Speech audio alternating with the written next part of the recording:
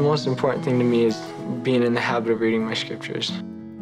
When I read my scriptures and ponder and write things down is what helps me a lot. The scriptures and the church is what makes me happy, and I wanted to share that with Danelle.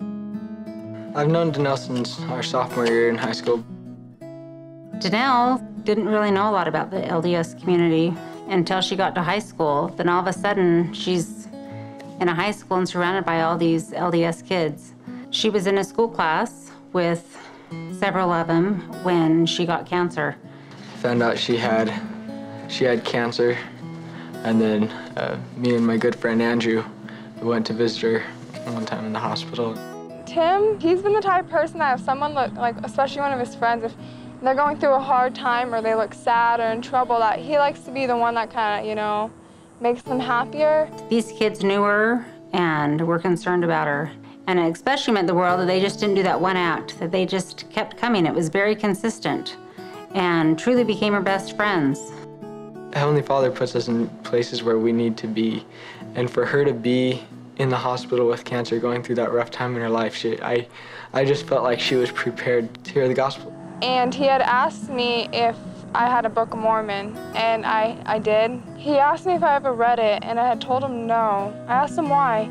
And he said because the Book of Mormon is really important to him, and the scriptures in it make him really happy. When she got out of the hospital, she wanted to go to church with us, so we set that up when she got out. I went over to her house and we read scriptures together, and I think we read Moroni's Promise, and I had her read it, and she seemed really interested and said that she would pray about it. And I guess he just knew that was the way to make me happy and to help me out. And I prayed and fasted for Danelle, that she would open her heart to the Spirit. Reading the scriptures always took me into my own little realm. I felt a lot happier while I read them, stress-free. I forgot about my day and I focused on the scriptures.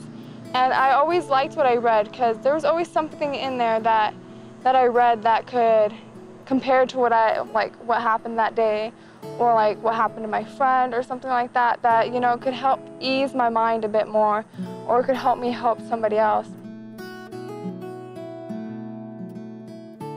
My baptism, Tim actually baptized me.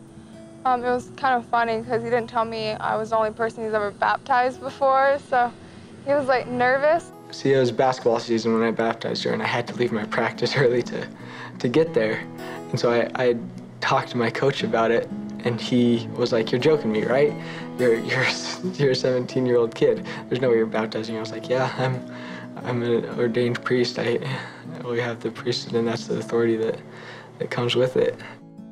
I felt really good when I was done, really clean, really new.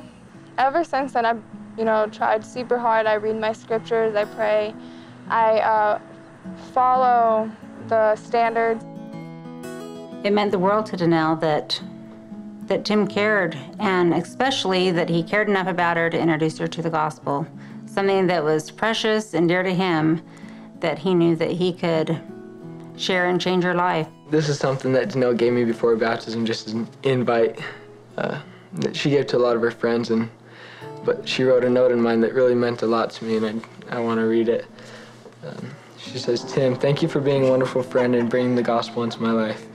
I know and truly believe that through not only the words of the scriptures, but the comfort and serenity I get when I read them, that the gospel of Jesus Christ has been restored through the prophet Joseph Smith."